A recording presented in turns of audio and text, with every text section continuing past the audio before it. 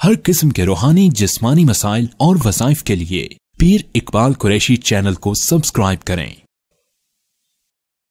نحمده ونصلی علی رسولہ الکریم، اما بعد فاعوذ باللہ من الشیطان الرجیم، بسم اللہ الرحمن الرحیم۔ ہم اس وقت مدائن صالح قوم سمود کے اس میدان کے اندر موجود ہیں۔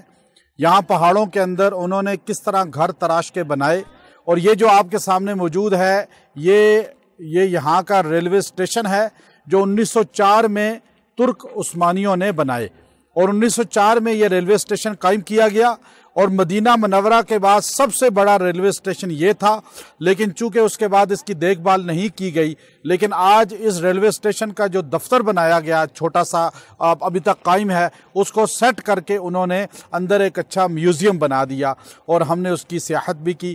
یہ وہ جگہ ہے جہاں اس وقت سورج غروب ہو رہا ہے، اور اس مقام پر اللہ کا عطاب قوم سمود پہ نازل ہوا تھا۔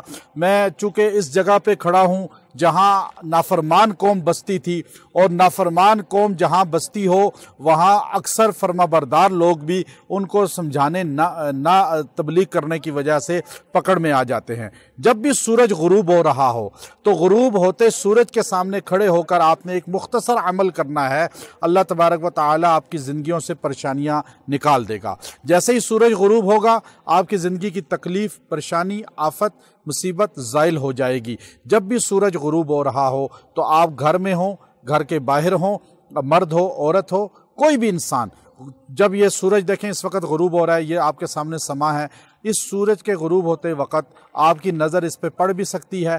آپ اس وقت جو ہے اس کے سامنے کھڑے ہو کر آپ نے صرف یہ جملہ اپنی زبان سے ادا کرنا ہے، اللہ رب العزت آپ سے پریشانیاں ختم فرما دے گا۔ یا ذل جلال والاکرام، یا ذل جلال والاکرام، آپ اس کو 70 بار پڑھ کے دعا کریں، انشاءاللہ اللہ تبارک و تعالی پریشانی زائل فرما دیں گے۔ اور اس جگہ پہ کھڑے ہو کے اللہ کی تسبیح ہم نے توحید کو بیان کیا، چونکہ یہ زمین بھی قیامت کے دن گواہی دے گی جہاں اللہ کی ذکر کو، نبی صلی اللہ علیہ وسلم پر درود پڑھا جائے۔ وآخر دعوانا ان الحمدللہ رب العالمین۔